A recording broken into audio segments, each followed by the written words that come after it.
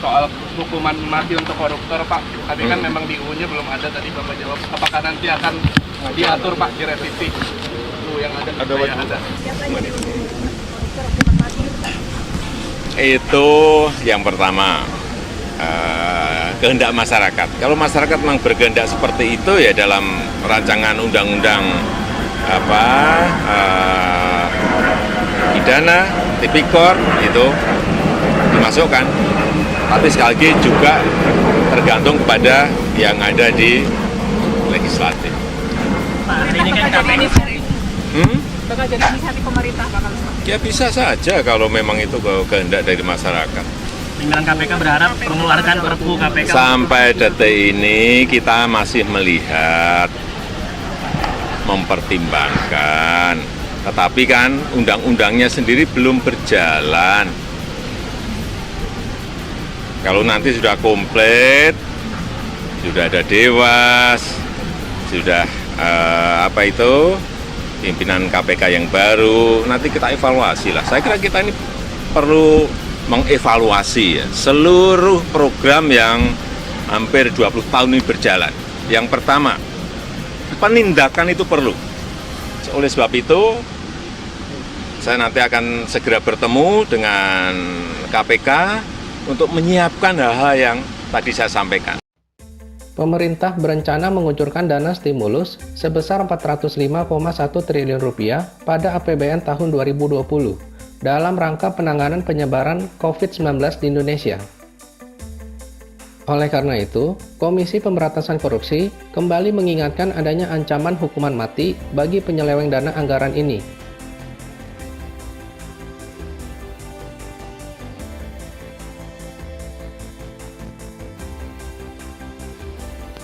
KPK menekankan, upaya pemberantasan korupsi yang dilakukan tidak akan berhenti meski harus menghadapi resiko.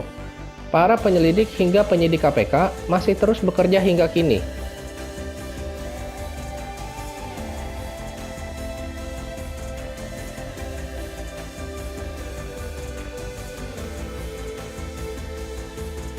KPK tidak akan menghentikan semangatnya dalam upaya pemberantasan korupsi. Selain itu, KPK juga ikut melakukan monitoring terhadap kegiatan pengucuran anggaran agar tepat sasaran. Presiden Jokowi sendiri mengungkapkan, dana Rp405,1 triliun akan dialokasikan untuk belanja bidang kesehatan sebesar Rp75 triliun, perlindungan sosial Rp110 triliun, insentif perpajakan dan stimulus kredit usaha rakyat Rp70,1 triliun, serta pembiayaan program pemulihan ekonomi nasional termasuk restrukturisasi kredit serta penjaminan dan pembiayaan dunia usaha, khususnya terutama UMKM, senilai Rp150 triliun. Pemerintah memutuskan total tambahan belanja dan pembiayaan APBN tahun 2020 untuk penanganan COVID-19 adalah sebesar Rp405,1 triliun.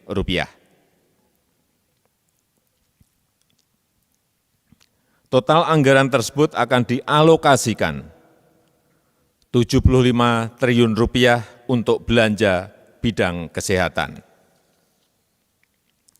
Rp110 triliun untuk perlindungan sosial, Rp70,1 triliun untuk insentif perpajakan dan stimulus kredit usaha rakyat, dan Rp150 triliun untuk pembiayaan program pemulihan ekonomi nasional, termasuk restrukturisasi kredit serta penjaminan dan pembiayaan dunia usaha, khususnya terutama usaha mikro, usaha kecil, dan usaha menengah. Bapak, Ibu, dan saudara-saudara sebangsa dan setanah air, anggaran bidang kesehatan akan diprioritaskan untuk perlindungan tenaga kesehatan, terutama pembelian APD, pembelian alat-alat kesehatan seperti tes kit, reagen, ventilator, dan lain-lainnya. Dan juga untuk upgrade rumah sakit rujukan, termasuk Wisma Atlet, serta untuk insentif dokter, perawat, dan tenaga rumah sakit. Juga untuk santunan kematian tenaga medis, serta penanganan permasalahan kesehatan lainnya. Kemudian anggaran perlindungan sosial akan diprioritaskan untuk keluarga penerima manfaat PKH yang naik dari 9,2 juta keluarga menjadi 10 juta keluarga penerima manfaat. Juga akan dipakai untuk kartu sembako yang dinaikkan dari 15,2 juta orang menjadi 20 juta penerima.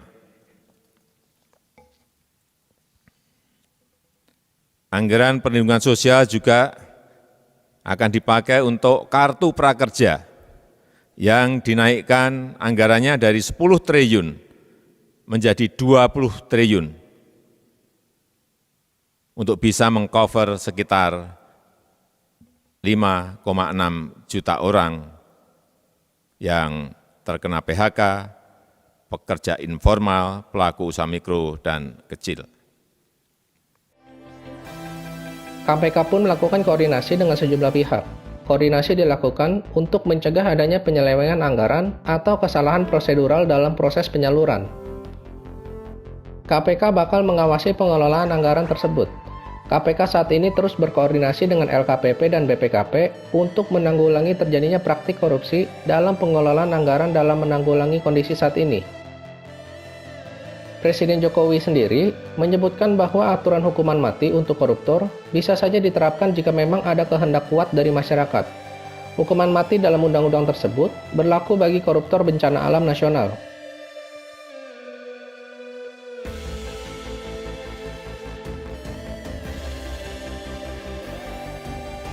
Menurut Jokowi, penerapan hukuman mati dapat diatur sebagai salah satu sanksi pemidanaan dalam Undang-Undang Tindak Pidana Korupsi melalui mekanisme revisi di DPR.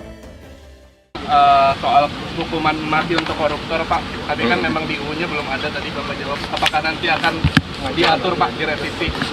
Yang ada. Itu yang pertama. Kehendak masyarakat. Kalau masyarakat memang berkehendak seperti itu ya dalam rancangan undang-undang pidana, tipikor itu dimasukkan. Tapi sekali lagi juga tergantung kepada yang ada di legislatif. Pak, hari ini kan KPK bakal jadi inisiatif pemerintah bakal seperti Ya bisa saja kalau memang itu kehendak dari masyarakat. pimpinan KPK berharap mengeluarkan Perpu KPK. Sampai detik ini kita masih melihat, mempertimbangkan. Tetapi kan undang-undangnya sendiri belum berjalan. Kalau nanti sudah komplit, sudah ada dewas, sudah pimpinan KPK yang baru, nanti kita evaluasi lah. Saya kira kita ini perlu mengevaluasi ya, seluruh program yang hampir 20 tahun ini berjalan. Yang pertama, penindakan itu perlu.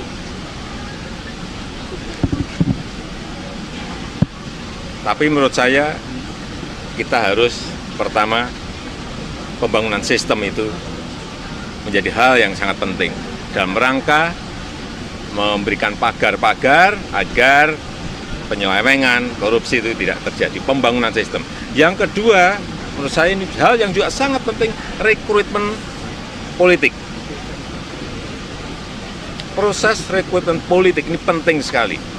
Jangan sampai proses rekrutmen politik itu membutuhkan biaya yang besar, sehingga nanti orang akan tengok-tengok untuk bagaimana pengembaliannya, itu berbahaya sekali.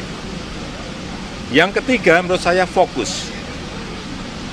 Kita ini fokusnya di apa dulu, jangan semuanya dikerjain, nggak akan menyelesaikan masalah. Evaluasi-evaluasi seperti ini yang harus kita mulai koreksi, mulai evaluasi, sehingga betul-betul setiap tindakan itu ada hasilnya yang konkret bisa diukur. Dan yang keempat menurut saya, OTT penindakan itu perlu. Tetapi setelah OTT, setelah penindakan, harus ada perbaikan sistem masuk ke sebuah instansi itu. Misalnya,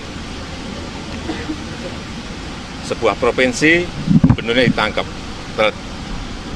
ya kan? Setelah ditangkap, mestinya sistem perbaikan itu masuk ke sana. Sistemnya masuk. Oleh sebab itu, saya nanti akan segera bertemu dengan KPK untuk menyiapkan hal-hal yang tadi saya sampaikan.